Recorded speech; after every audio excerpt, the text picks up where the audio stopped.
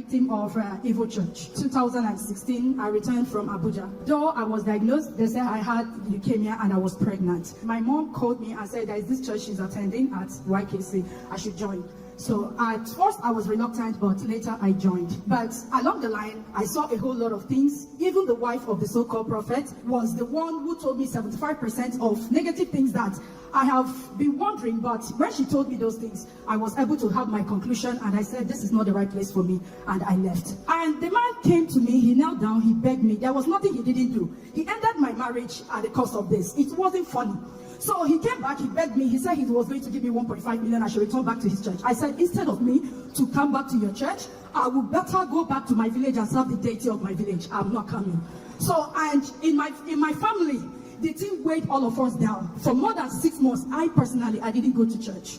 My siblings, they didn't go to church. Even up till now, some of them, they are still struggling with their faith. It wasn't something to be told of. It wasn't funny. But I thought at the end of the day that this was just, after the man asked me to come back, I told him my response. I thought it ended that way. I never knew that the devil had a bigger plan and surprise. At the end of the day, my aunt gave me the link to NSPPD and said, please join this fire altar because you can't have this battle alone. This is a severe one. She was also part of that evil church, but left before myself.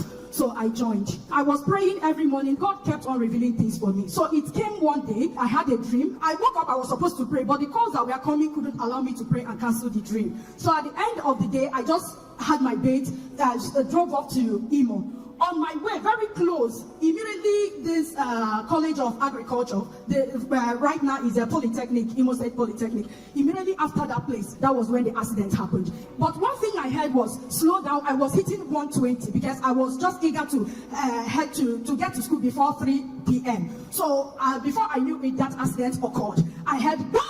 The next thing I had bye. I was now struggling with my steering. And then after a time, it got to a halt. My car got to a halt. I looked at it, the car was not burning. So at the end of the day, it was the military checkpoint that came to rescue me, the army people who were there. Even my door could not open. They had to pull me out from the another side. So I was in the hospital while I was receiving treatment. A call came from that, one of the members of that evil church called me and said, see, sister, I don't know where you are, but whatever you are doing, you need to pray very well, because our prophet said that before Sunday, the accident happened on Wednesday, and I was already in hospital Thursday, and then the call came on Thursday that before Sunday they will hear I have died. So at that moment I said, really? So it was then the dream I had then recalled to me. I said, okay. I told them there in the hospital, discharge me. I left. I became more intentional on the altar of fire. A month after, I saw the man in my dream this time around again. But I was passing. I said, he called me. He said, Ace. I said, what is it? Are you not done with your evil? Please hold on. I want you to please take everything. Please stop fighting me. I said, what do you mean take everything? This key, I remember seeing this bunch of keys in my mom's dad's village house. These long keys, very old, ancient, primitive long keys. He handed it over to me. There were 6 of them. I said, Jesus, what is this? He said, it was my glory he took. I should take it. I said, what? You took my glory? He said, wait. He went back again. He brought a pillow this time around and gave it to me. I said, this is it. Take it. I collected it. He said, but please, one thing I'm begging you, stop calling my name on that altar. Stop mentioning my name. I will no longer fight you. I will not fight you again. I've handed over everything which I've collected. Please take it and go. And then I woke up. I said, this is reality, because by the time I woke up, it was 2 a.m. in the night. I started praying again. This thing happened at Papa's birthday. That was on the 22nd of August, 2023. Then I heard Papa said, what stopped it the other time will not stop it again. And this time, the answers will not be delayed. What stopped it the last time? What stopped it the last time? Hear me as I hear the Lord. It will never arise. Now hear what the Lord is saying. What it means is this thing I'm about to say. This particular one, the answer will not be delayed.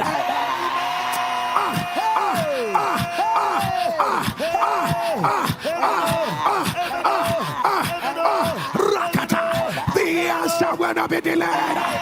So I started praying with it. Then on the night of 23rd of the same August, so while I was praying, I saw Papa. He came there, singled me out among 5 other ladies who were praying with me on the altar. I don't know them. It was just a dream. Papa started giving me a number. He said, take. this number. My daughter, what are you still doing here? You are not supposed to be part of these people here. I said, but Papa, I've not received my evidence. He said he has sent it all. Okay, come, follow me. Come. He started calling a number. While he was calling the number plus 35122, he was calling it in the dream. I was capturing it. I was recording it. I woke up. I saw my phone blink because my son woke me up and said, Mommy, please cover the window. So when I woke up, I saw that my phone showed a light. So I took a pen and then wrote down the number that Papa gave me with all intention that it was Papa Jerry's number that the next day I was going to call. So while I jotted it down, I took my phone. I said, my Wi-Fi is still on by this time. It was 3 a.m., just a minute past 3 a.m. in the midnight. I switched off the phone and then switched off my Wi-Fi and then went back to bed. While I was, the next day I woke up, I said, yeah, Papa called me.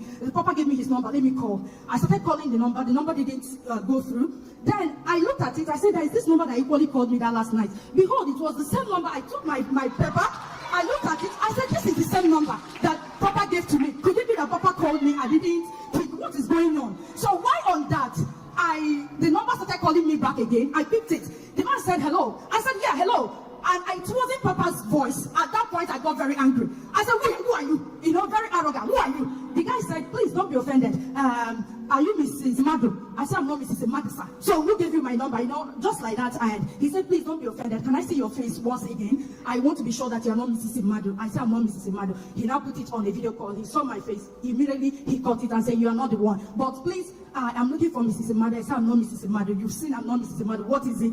The man said, oh, sorry, that this fellow lived in my property and then messed it up and lied to me. I have to refund my caution fees and caution fees and the rest. Please, if you are related, let me know. I said, I'm not related with her. Moreover, I am in Port Harcourt and this person is in Abuja.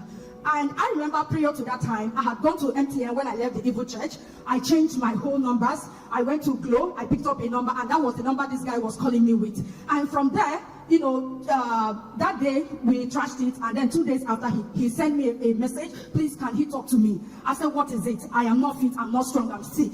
Then 3 days after he sent a message again, can I call you? Can we talk? I am moved to talk with you. So from there, we started talking. Before you know it, the man said, oh, he's in for marriage, he's coming for marriage.